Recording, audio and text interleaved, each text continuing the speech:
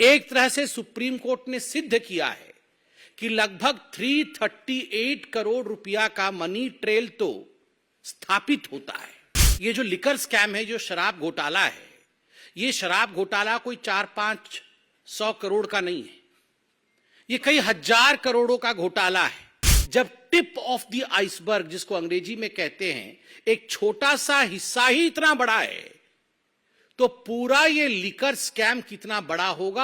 ये जितने गागर बंद है ना अभी जेल के अंदर, चाहे वो मनीष सिसोदिया जी हो, चाहे वो संजय सिंह जी हो, चाहे वो सत्येंद्र जैन जी हो, ये सारे गागरों के सागर आप हैं। अभी 3 दिन पहले मनीष सिसोदिया के बेल पिटीशन को रिजेक्ट करते हुए सुप्रीम कोर्ट ने जिस प्रकार की टिप्पणी का प्रयोग अरविंद केजरीवाल के मंत्री के खिलाफ, पूर्व मंत्री के खिलाफ किया है, एक तरह से सुप्रीम कोर्ट ने सिद्ध किया है कि लगभग 338 करोड़ रुपया का मनी ट्रेल तो स्थापित होता है। ये जो लिकर स्कैम है, जो शराब घोटाला है, ये शराब घोटाला कोई 400-500 करोड़ का नहीं है, ये कई हजार करोड़ों का घोटाला है। परत दर परत खुलासा हो रहा है। मगर सुप्रीम कोर्ट में जब यह कहा जाता है कि लगभग 338 करोड़ रुपया का ट्रेल स्थापित होता है, तो आप सोचिए, जब टिप ऑफ द आइसबर्ग, जिसको अंग्रेजी में कहते हैं, एक छोटा सा हिस्सा ही इतना बड़ा है, तो पूरा ये लिकर स्कैम कितना बड़ा होगा। और इसमें अरविंद केजरीवाल जी की जांच होनी चाहिए या नहीं होनी चाहिए, ये आप डिसाइड करिए। आप मतलब जनता डिसाइड करिए। मुझे तो आश्चर्य लगता है, ये वही अरविंद केजरीवाल है, बगल में फाइल दबा करके ये रोज 4 बजे, जब राजनीतिक पार्टी नहीं थी तो प्रेस कॉन्फ्रेंस करते थे, आप ही लोग बैठे होते थे, और प्रेस कॉन्फ्रेंस में कहते थे, आज मैं शीला दीक्षित के खिलाफ खुलासा करूंगा, आज मैं रॉबर्ट वाड्रा के खिलाफ खुलासा करूंगा, आज मैं सोनिया जी के खिलाफ खुलासा करूंगा, आज मैं लालू प्रसाद यादव के खिलाफ खुलासा करूंगा, मेरे पास ठोस सबूत हैं। और जब 5 बजे इनकी प्रेस कॉन्फ्रेंस खत्म होती थी तो अरविंद केजरीवाल कहते थे, खुला दरवाजा है मेरा, खुला दरबार है मेरा, मैं चैलेंज करता हूं लालू प्रसाद यादव से, मैं चैलेंज करता हूं रॉबर्ट वाड्रा से कि वो आए, मेरे प्रश्नों का उत्तर दे, तभी मैं इन्हें क्लीन चिट दूंगा। ये अलग बात है, अभी गलबइये कर रहे हैं इनके साथ घमंडिया अलायंस बनाया हुआ है।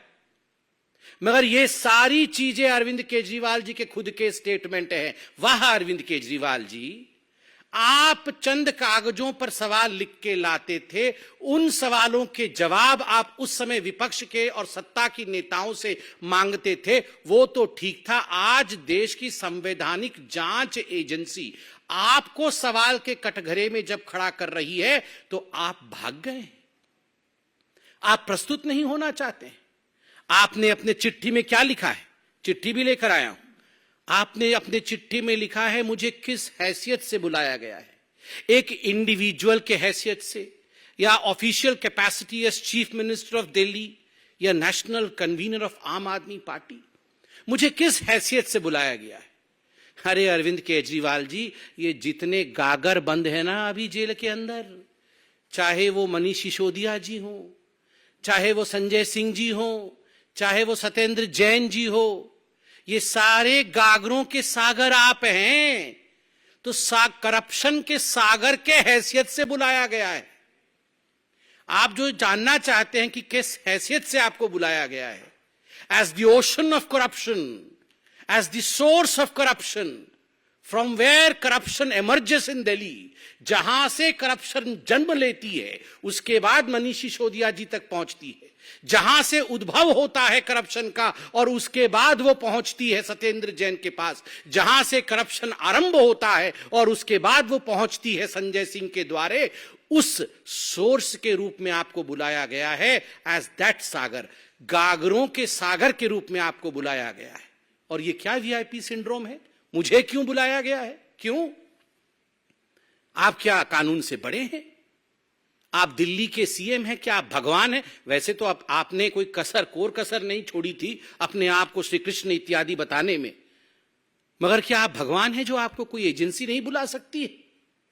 और तो और मैं आज आपसे सवाल पूछना चाहता हूं, ये जो आपके डायलॉग्स होते थे ना, प्रेस कॉन्फ्रेंस वाले डायलॉग, डबल एक्सेल शर्ट पहन करके आप जो प्रेस कॉन्फ्रेंस करते थे और कहते थे कि ये मुझे पता है अब ये मनीष सिसोदिया को भी बुलाएंगे, मुझे पता है कि मनीष सिसोदिया बिल्कुल सच्चा है, बिल्कुल कट्टर ईमानदार है, मुझे पता है संजय सिंह कट्टर ईमानदार है। अरे आपको तो पता था कि ये सारे कट्टर ईमानदार थे, मगर इनमें से किसी को अभी तक बेल क्यों नहीं मिल रही है? 10 महीने हो गए अरविंद जी, 10 महीने हो गए मनीष सिसोदिया जेल की सलाखों के पीछे बंद है।